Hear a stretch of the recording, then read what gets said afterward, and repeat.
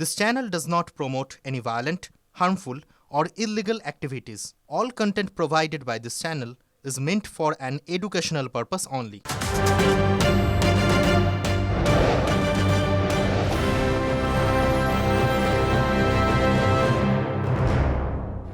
নমস্কার, সন্ধ্যের সব বড় খবর নিয়ে শুরু করছি সন্ধ্যের সুপার প্রাইম টাইম। শর্মিষ্ঠা এবং শুভজিৎ মিত্রের সঙ্গে আমি মঞ্জিরা আপনাদের সঙ্গে রয়েছি। আর শুরুতেই ভোটের খবর আপনাদের বলবো, কারণ ভোটের উত্তাপ এ রাজ্যে যেরকমভাবে বাড়ছে সেরকমভাবে নেতাদেরও আমরা বিভিন্ন ভূমিকায় দেখছি। যেমন শাসক বিধায়ক, তিনি কিন্তু বেশ অভিভাবকের ভূমিকা নিয়েছেন। তিনি ভাঙড়ের, শওকত মোল্লার কথা বলছি, ভাঙড়ের এলাকার মানুষজনকে রীতিমতো বোঝাচ্ছেন যে তৃণমূলকেই ভোটটা দিতে হবে, আইএসএফকে যদি ভোট দেওয়া হয় তাহলে কিন্তু কোনোভাবেই সরকারি প্রকল্প পাবেন না তারা। এভাবেই শাসন করছেন শাসক বিধায়ক, উল্টে বিরোধীরা খোঁজা দিতে ছাড়ছে না। ভোট দেবেন আইএসএফ এর আর ভোট দেবে মমতা ব্যানার্জি, এটা কিন্তু আর হবে না। ডাল ভাত কবে খেয়েছো ওটা কিন্তু ভুলে যাও। খুব পরিষ্কার কথা, খোলাখুলি কথা। যদি আগামী দিনে শুধরে যাও তাহলেই টাকাটা পাবে, সেটা ভোটের আগে নয়, ভোটের পরে। এটাও বলে দিলাম। কথা যখন এখানে বলে যাচ্ছি, কাজে এক সপ্তাহের মধ্যে প্রমাণ করে দেবো। যদি না করতে পারি আমি রাজনীতি করবো না, ছেড়ে দেবো। এত বড় কথা এখানে বলে গেলাম।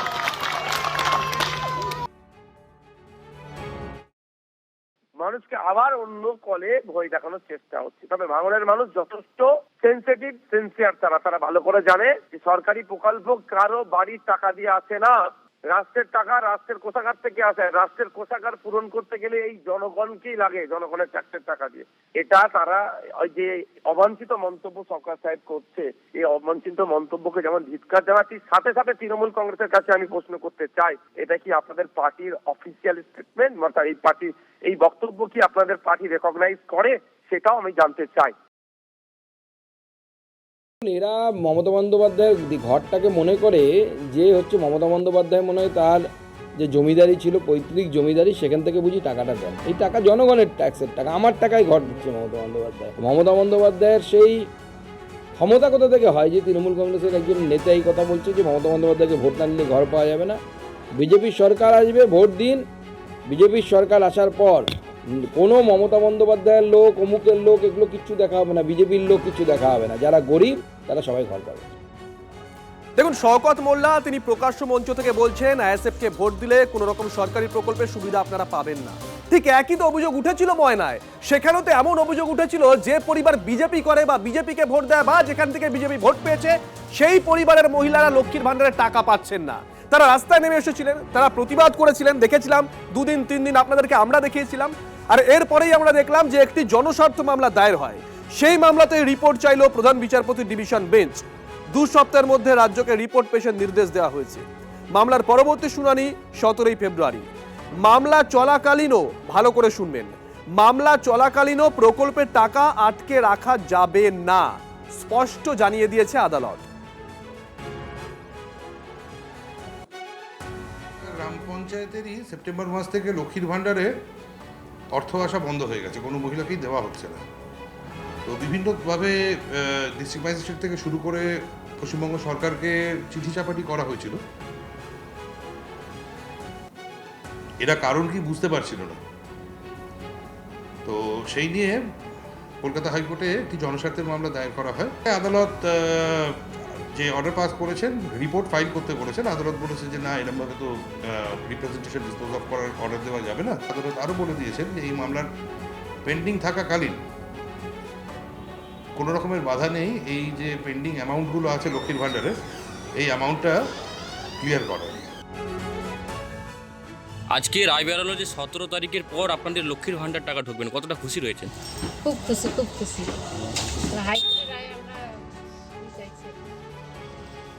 কতদিন ধরে টাকা বন্ধ? লক্ষ্মীর ভাণ্ডার টাকা পাই না, ওই জন্য এসেছিলাম না। টাকা পাবি বলে বলছি, টাকা ঢুকেও না, পাই না আমরা। ওই জন্য আমরা প্রধানের কাছে এলাম। শুনছি আমরা যে আমাদের টাকা ঢুকবে ওপরে। ময়নার বিভিন্ন জায়গায় শুধু বিজেপি করার কারণে তাদের লক্ষ্মী ভাণ্ডার বন্ধ রাখা হয়েছিল।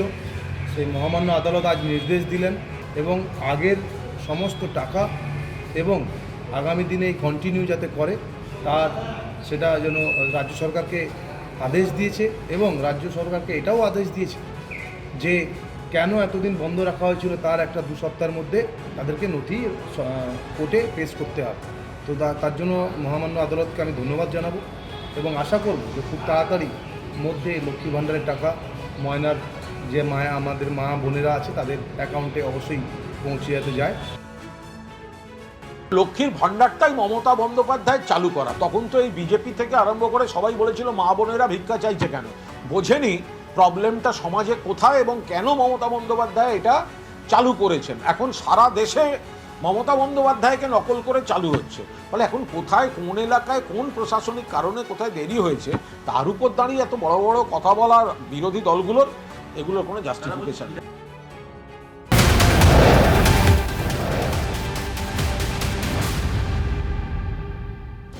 এবার হলদিবাড়ির বক্সিগঞ্জের ছবি দেখাবো যে সরকারি প্রকল্পের সুবিধা যদি মানুষ না পান তাহলে সাধারণ মানুষের ক্ষোভটা কোন জায়গায় পৌঁছতে পারে।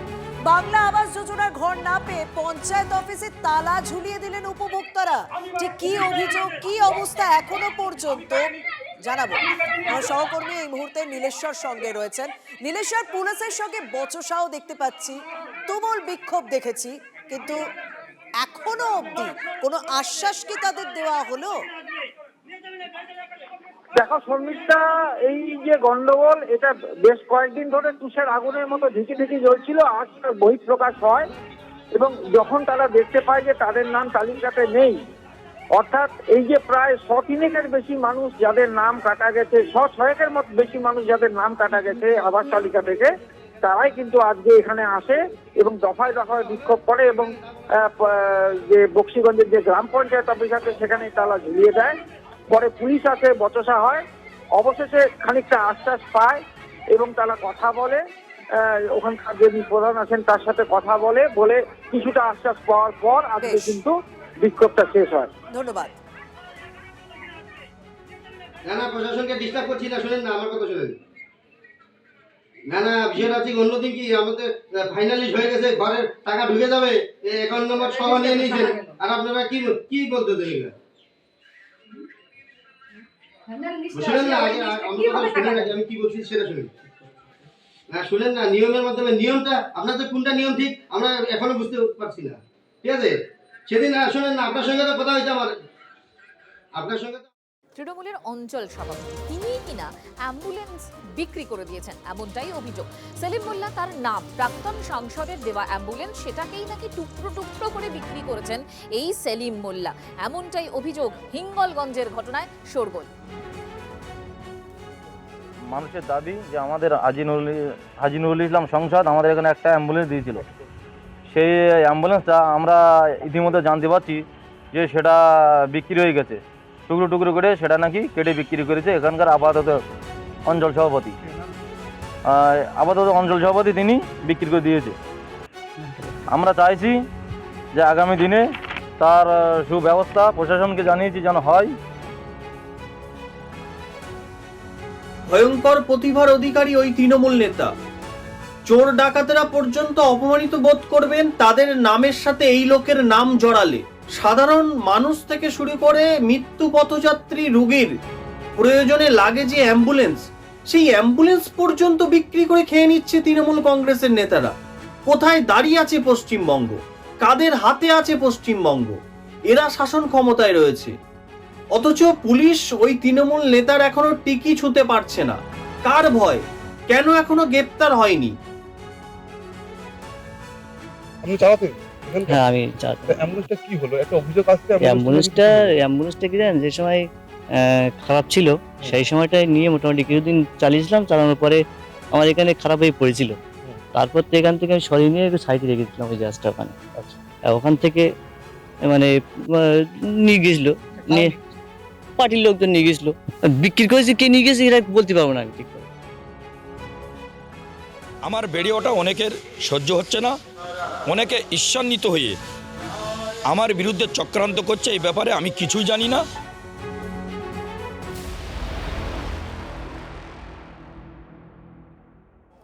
দেখুন এসআইআর শুনানি কেন্দ্রের প্রত্যেকটা ছবি তো আপনাদেরকে দেখাচ্ছি। কয়েকদিন আগে আমরা দেখিয়েছিলাম না কুমারগঞ্জের, সেখানে শুনানি কেন্দ্রের ভিতরে একজন মাইক্রো অবজারভারকে থাপ্পড় মারার অভিযোগ উঠেছিল শাসক দলের এক কর্মীর বিরুদ্ধে। মাত্র 5 দিনের মধ্যে আরো একটা ছবি, এই ছবি অবশ্য ভাইরাল হয়েছে, এই ছবি ইসলামপুরের। সেখানে শুনানি কেন্দ্রের ভেতরে ঢুকে মাইক্রো অবজারভারকে শাসাচ্ছেন একজন, এবং এই শাসানির অভিযোগ উঠেছে শাসক দলের নেতার বিরুদ্ধে। যে ভিডিও আপনাদেরকে দেখাচ্ছি, এই ভিডিও ভাইরাল। কাঠগড়ায় জেলা তৃণমূলের সংখ্যালঘু সেলের সভাপতি জাবেদ আক্তার, তিনি অবশ্য বিতর্কের মুখে পড়ে সাফাই দিয়েছেন। পরে তিনি বলেছেন যে মানুষের হয়রানি হচ্ছিল, তাই আমি প্রতিবাদ করেছিলাম। বিশ্বরূপ আমাদের সঙ্গে রয়েছেন। বিশ্বরূপ, মানুষের হয়রানি, উনি ওই ভেতরে ঢোকার কে কি করতে গেছিলেন? কোনো মানুষ ওনাকে ডেকে নিয়ে গেছিলেন? এখন তো বলে দেওয়া হয়েছে যে মানুষ যদি চায়, জনতা যদি চায়, তাহলে কোনো একজনকে তার প্রতিনিধি হিসেবে পাঠাতে পারে, ওখানে তাকে বিএলও হতে হবে। এমন কিছু কি কোনো ডকুমেন্টস আছে, নাকি ওখানে চলে গেছিলেন আমি নেতা যা খুশি তাই করব? একদম তোমাকে জানিয়ে রাখি, গতকালের ঘটনা এটা। উত্তর দিনাজপুর জেলা তৃণমূল সংখ্যালঘু সেলের সভাপতি জাবেদ আক্তার ধনতলা হাই স্কুলে উপস্থিত হন। সেখানে সার শুনানির দায়িত্বে থাকা মাইক্রো অবজারভারের সঙ্গে তিনি দুর্ব্যবহার করেন। ভিডিওতে যেটা দেখা যাচ্ছে, উচ্চস্বরে কথা বলা, প্রশাসনিক আধিকারিককে কার্যত ধমক দেওয়া এবং শুনানি প্রক্রিয়াকে প্রশ্নবিদ্ধ করার চেষ্টা। এই দৃশ্য সামনে আসতেই রাজনৈতিক মহলে তীব্র প্রতিক্রিয়া শুরু হয়েছে। সবচেয়ে উদ্বেগের বিষয়, অভিযোগ অস্বীকার না করে জাভেদ আক্তার ঘটনার কথা স্বীকার করে বলেন, আমি প্রতিদিন শুনানি কেন্দ্রে যাই। বুধবার ধানতলা হাই স্কুলে গিয়ে হয়রানির চিত্রটা নিজের চোখেই দেখেছি ও সাধারণ মানুষের কাছ থেকে অভিযোগ পেয়েছি। তারপরে আমি ভেতরে যাই ও প্রতিবাদ করি। তারপরে উনি যেটা বলেন যে ভবিষ্যতে আবার এরকম ঘটনা দেখলে আমি আবার প্রতিবাদ করব। মানে একটা প্রশ্ন কিন্তু রাজনৈতিক মহলে উঠছে ও বিভিন্ন মহলে উঠছে যে জাভেদ আক্তার অর্থাৎ এই তৃণমূল নেতা প্রতিবাদ করার কে? তার জন্য তো নির্বাচন কমিশন রয়েছে, তিনি কেন প্রতিবাদ করবেন? একদমই একদমই, আমরা সেই ভিডিও দেখাচ্ছি।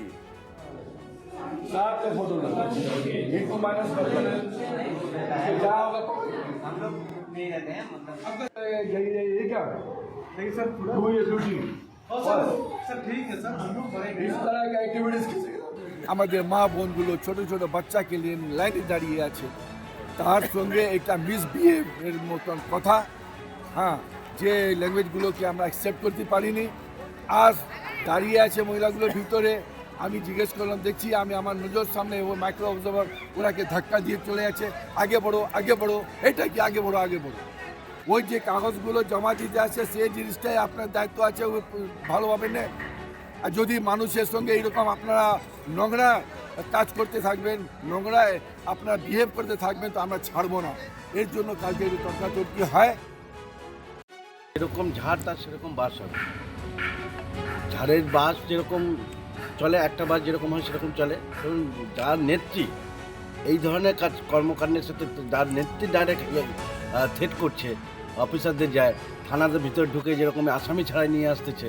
এবং আমরা দেখছি এসআইআর প্রতিটা জায়গায় কারা নেতৃত্ব দিচ্ছে? টিএমসির এমএলএরা নেতৃত্ব, তৃণমূলের নেতৃত্ব। তো এটা হওয়া স্বাভাবিক। এই বাংলাতে নিরপেক্ষ কাজ যারাই করতে যাবে তাদের এরকম হুমকির সামনে পড়তে হবে।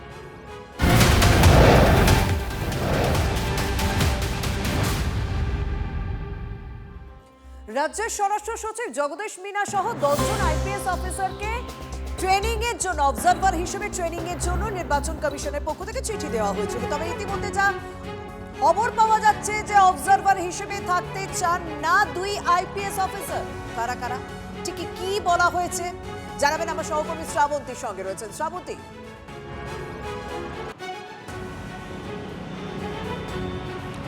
দেখো 15 জন আইএএস এবং 10 জন আইপিএস এর নামের তালিকা পাঠিয়ে দিয়েছিল কমিশন। তাদেরকে 5 এবং 6 তারিখে নির্বাচন কমিশনের যে বিশেষ ট্রেনিং সেখানে অংশগ্রহণের কথা বলা হয়েছিল। এই সিদ্ধান্তকে পুনর্বিবেচনার আর্জি জানিয়ে আজকে মুখ্য সচিবের পক্ষ থেকে একটা চিঠি পাঠানো হয়েছে কমিশনের কাছে। সেখানে জানানো হয়েছে এই 15 জনের মধ্যে অন্তত 10 জন আইএএস অফিসার রয়েছেন এবং 10 জন আইপিএস এর বদলে 8 জনের নাম ফের নতুন করে পাঠানো হয়েছে। জানানো হয়েছে যে এদের নামগুলো বদল করে দেওয়া হোক, তার কারণ যে দায়িত্বে রয়েছে তারা সেই জায়গাগুলিতে, সেই দপ্তরগুলিতে অত্যন্ত গুরুত্বপূর্ণ কাজের সঙ্গে তারা জড়িত রয়েছেন।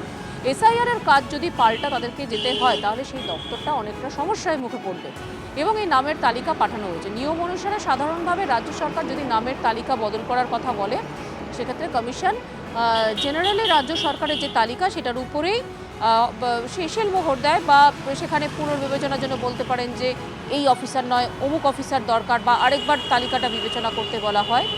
যদিও এখানে কমিশনের বক্তব্য যে এই চিঠি এতটা পরে কেন, যেখানে 3 বার তাদের রিমাইন্ডার দেওয়া হয়েছে, এই চিঠি অনেক আগে আসার কথা ছিল, সেখানে যখন তারা করেনি এই তালিকা এখন কেন পাঠানো হচ্ছে এইটা নিয়েও কমিশন প্রশ্ন তুলেছে। তবে যাবতীয় চিঠি চলে যাচ্ছে জাতীয় নির্বাচন কমিশনের সদস্য।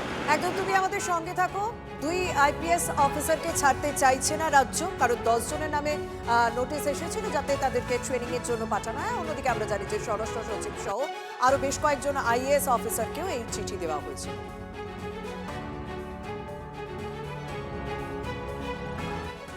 শুধু তাই নয়, স্বরাষ্ট্র সচিবকেও এই কেন্দ্রীয় পর্যবেক্ষক হিসেবে নবান্ন ছাড়তে চায় না এবং সেক্ষেত্রে স্বরাষ্ট্র সচিব এবং বাকি 9 জন যে আইএস এর কথা বলা হয়েছে তাদের পরিবর্তে বিকল্প নামও পাঠানোর কথা ভাবছে নবান্ন, এমনটাই খবর। দীক্ষা ভূঁইয়া আমাদের সঙ্গে এই মুহূর্তে রয়েছেন, আমাদের প্রতিনিধি, কথা বলবো তার সঙ্গে। দীক্ষা, কি খবর পাওয়া যাচ্ছে? দেখো, যে আইপিএস এবং আইএএস এর প্রশিক্ষণের জন্য জাতীয় নির্বাচন কমিশনের থেকে বলা হয়েছিল, আজকে নবান্ন থেকে চিঠি জাতীয় নির্বাচন কমিশন বলা হয়েছে তারা স্বরাষ্ট্র সচিবকে ছাড়তে পারবে না, কারণ স্বরাষ্ট্র সচিব শুধুমাত্র স্বরাষ্ট্র দপ্তরই সামলান না, তারা আরেকটি দপ্তর সেটা হচ্ছে কর্মীবর্গ দপ্তর, যেটা আমরা বলি যে বিভিন্ন বিষয় থাকে। স্বরাষ্ট্র সচিব দুটি দপ্তর সামলান, তার পাশাপাশি আরো 9 জন আইএএস যারা বিভিন্ন দপ্তরের প্রধান সচিব, যেমন পিবি সালিম, উলগানাথন থেকে শুরু করে স্মার্কি মহাপাত্র এবং মোহন গান্ধী, এই যে পি মোহন গান্ধী, এই যে আরো 9 জন আছেন আইএএস অফিসাররা, তারা মূলত খুবই গুরুত্বপূর্ণ দপ্তরের সচিব। ফলে তাদেরকে যদি ছাড়ে তাহলে রাজ্য সরকারের কিন্তু দপ্তরগুলো চালানো অসুবিধা হয়ে যাবে। তাদের পরিবর্তে জাতীয় নির্বাচন কমিশনকে এমন 9 জনকে নাম পাঠাতে বলা হয়েছে যারা কোনো প্রধান সচিব পদে নেই, বা যদি চায় তো রাজ্য সরকার সেরকম নাম পাঠিয়ে দেবে আইএএস এর, এটাই বলা হয়েছে রাজ্য সরকার। দেখুন, এসআইআর চলছে, মানে এসআইআর দ্বিতীয় পর্ব চলছে, শুনানি পর্ব চলছে। হঠাৎ করেই শুনানি পর্বের গতি বেড়ে গেছে, আর এখানেই তো প্রশ্ন, তাহলে কি ফেব্রুয়ারির শেষেই এ রাজ্যে ভোট ঘোষণা? তন্ময় প্রামাণিক আমাদের সঙ্গে রয়েছেন, আমাদের সহকর্মী তন্ময়। ভর সন্ধ্যেবেলা সব থেকে বড় খবর ব্রেক করছি আমরা, কি খবর পাচ্ছি আমরা? দেখো, যেভাবে যে গতিতে চলছে শুনানি, তাতে কিন্তু প্রতিদিন গড়ে 2 লক্ষ 3 লক্ষ শুনানি চলছে এই রাজ্যে, এবং এখনো পর্যন্ত 90 লক্ষ, আজকে প্রায় 1 কোটির কাছাকাছি শুনানির কমপ্লিট প্রায়। সেই জায়গায় দাঁড়িয়ে যে পরিমাণ মানুষজনকে শুনানিতে রাখা হয়েছে, সেটা কিন্তু 7ই ফেব্রুয়ারি যে ডেট দেওয়া হয়েছে, সেই 7ই ফেব্রুয়ারির মধ্যেই শুনানির পর্ব শেষ হয়ে যাওয়ার কথা। অন্তত কমিশন সূত্রে সেটাই জানা যাচ্ছে যে সম্পূর্ণরূপে সেই শুনানি কমপ্লিট হয়ে যাবে। এবং তার বাইরে আরেকটি তথ্য আসছে নির্বাচন কমিশন থেকে, যে এখনো পর্যন্ত কোনো জেলার ডিইও অর্থাৎ জেলা শাসক তারা কিন্তু কেউ কমিশনের কাছে চিঠি পাঠাননি বা কোনো আবেদন জানাননি যে ডেট বাড়ানো হোক, তারা শুনানি শেষ করতে পারছেন না। অর্থাৎ এই জায়গা থেকেই মনে হচ্ছে 7 তারিখে শুনানি শেষ হয়ে যাবে। 14ই ফেব্রুয়ারি যে একদম নতুনভাবে লিস্ট বের করার কথা, নামের তালিকা বের করার কথা, এই এসআর কমপ্লিট হওয়ার পরে সেই তালিকা বের হয়ে যাওয়া, এবং সেই তালিকা যদি বের হয়ে যায় তাহলে কিন্তু ফেব্রুয়ারির শেষ দিকের মধ্যেই, অর্থাৎ ফেব্রুয়ারির মধ্যেই নির্বাচনের দিন ঘোষণা হয়ে যাওয়ার সম্ভাবনা প্রবল হয়ে উঠছে। অন্তত বিহার দেখে আমরা সেটাও মনেও করতে পারি, কারণ বিহারে পূর্ণাঙ্গ তালিকা প্রকাশ হয়েছিল, কয়েক ঘন্টার মধ্যেই ভোট ডিক্লেয়ার হয়ে গেছিল, কয়েকটা ঘন্টা, দিনের হিসেবে বলা যায় না, ঘন্টার হিসেবে। এখানেও সে সম্ভাবনা রয়েছে। অর্থাৎ এখনো পর্যন্ত সম্ভাবনার দিক খতিয়ে দেখে যারা বিশেষজ্ঞ আছেন তারা অনুমান করছেন হয়তো বা ফেব্রুয়ারির শেষেই ভোট ঘোষণা হলেও হতে পারে।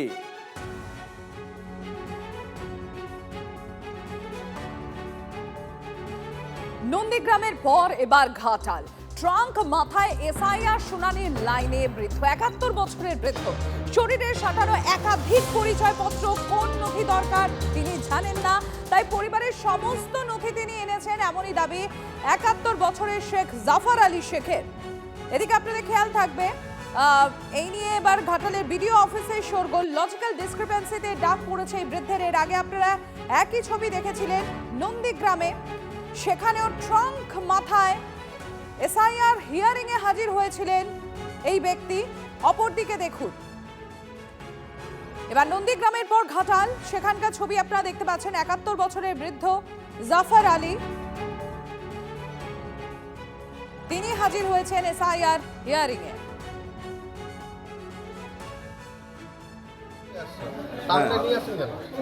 ফাইলেই সব আছে, সব এতেই আছে। তো ফাইলটা নিয়ে আসুন, টাকটা বাইরে রাখুন। তো অনেকগুলো ফাইল তো ট্যাঙ্কে নষ্ট হয়ে যাবে, গোলমাল হয়ে যাবে, ওই জন্য ট্যাঙ্ক সবাই নিয়ে নিলাম আর কি। ট্যাঙ্ক নিয়ে আসা যাবে না। আচ্ছা, আপনার যা ডকুমেন্টস থাকবে আপনি একটা ব্যাগে করে নিয়ে আসবেন। আর কি কি লাগবে না লাগবে সেটা বলে দিয়েছে পিএলআর সাহেব। আমাকে বললো তো এই কাগজ যা আছে তোমার এইভাবে টাং নিয়ে আসা চলবে না, বুঝতে পারছেন? কি কি আধার কার্ড কি কি লাগবে ওগুলা নিয়ে আসবেন, বাকিগুলা রেখে দেন, বাইরে নিয়ে বাইরে চলে যাবেন। আমি তো মুখ্য লোক, নোটিশ বুঝতে পারিনি, যার জন্য আমি পুরো ট্যাঙ্কে যা ছিল পূর্বপুরুষের সমস্ত কাগজপত্র আমি নিয়ে এসেছি। ট্যাঙ্কে কি আছে? এতে দলিলপত্র আছে, বাপ দাদা ঠাকুর দাদা তার সব দলিলপত্র আছে এতে, সেইটা নিয়ে এসেছি, ও স্যার খুঁজে নেবে। সব দলিল নিয়ে সব দলিল নিয়ে এসেছি। আপনার নামের ভুল ছিল? নামের ভুল ছিল বলে নোটিশ গেছে। 2002 সালের আগে থেকে ভোট দিয়ে আসছি, এখনো নোটিশ পেয়েছেন? এখনো নোটিশ পেয়েছি। হিয়ারিংয়ে ডাক পেয়েছেন লক্ষ্মীরতন শুক্লা, ডাক পেয়েছেন মোহাম্মদ সামিউ, এবার মেহতাব হোসেনের পালা। তিনিও এই এসআইআর শুনানিতে ডাক পেলেন এবং যেটা জানা যাচ্ছে আগামী রবিবার দক্ষিণ 24 পরগনার মল্লিকপুরের শুনানি কেন্দ্রে ডেকে পাঠানো হয়েছে তাকে। প্রাক্তন জাতীয় ফুটবলারের দাবি যে তালিকায় মায়ের নাম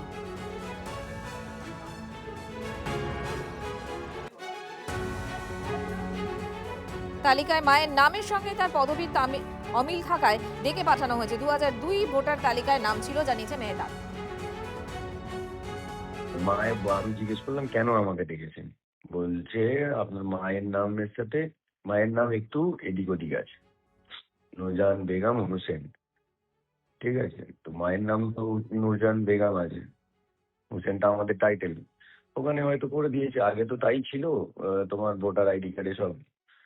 তো আর কিছু বলার নেই, যেতে হবে, আর কি করা যাবে। সেখানে ভোট দিয়েছি এত বছর, 2002-এ ভোটার লিস্টে নাম আছে, ভোট দিয়েছি 2002-এ তোমার আব্দুসপুর হাই স্কুলে মল্লিকপুর। কিন্তু আমি তো তাও লাইনে দাঁড়াতে পারবো, তুমি বলো তো 70 বছর 75 বছর মানুষ যারা যাচ্ছে তারাও তো কষ্ট পাচ্ছেন, 1.5 ঘন্টা 2 ঘন্টা 3 ঘন্টা লাইনে দাঁড়িয়ে। এটা বুঝতে পারছি না আমি কেন, কি জন্যে পাচ্ছে নির্বাচন কমিশনের এসে তো গাফিলতি, আমরা তো প্রতিদিনই বলছি, কিন্তু শুনানিতে চলে যাবে, অসুবিধা কি আছে? শুনানিতে যাওয়া মানে আমার ভোটার লিস্টের নাম বাদ যাওয়া তো নয়। আর্টিফিশিয়াল ইন্টেলিজেন্স তারা কোথায় নাম ভুল করছে না কি করছে, তার জন্য নানা রকম লোকের নানা রকম বিপদ হচ্ছে। অমর্ত্য সেনের বিপদ হয়েছে, তাকেও শুনানিতে যেতে হয়েছে। নির্বাচন কমিশন ত্রুটি এগুলো আমরা প্রতিদিন বলছি, কিন্তু তার মানে এটা নয় যে শুনানিতে যাওয়া মানে আমার ভোটার লিস্টের নাম পুড়ে গেল, তা কিন্তু নয়। সেই শুনানিতে বারবার করে যেতে হবে দরকার হলে। নির্বাচন কমিশনে কোনো যদি দুরভিসন্ধি থাকে সেটাকে সফল হতে দেওয়া হবে না এই বাংলায়। পদ্মশ্রী স্বপন দাশগুপ্ত ডাক পেয়েছে, বিজেপির নেতা, যে কেউ ডাক পেতে পারে যদি মিল না থাকে, আমারও মিল না থাকলে আমাকেও ডাক পেতে পারে, ডাক পেতে পারে, এরকম বিষয় নেই তো। তো এরা নাকি ভোট দেন না, ভোট দেন না, ভোট দিতে গেলে তো তাদেরকে যেতে হয় ওখানে।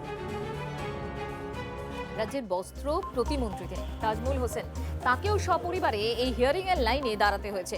হরিশ্চন্দ্রপুরের ঘটনা, আজ তিনি চলে যান এবং শুনানির ডাক পেয়েছেন 18 তারিখ, 18ই জানুয়ারি।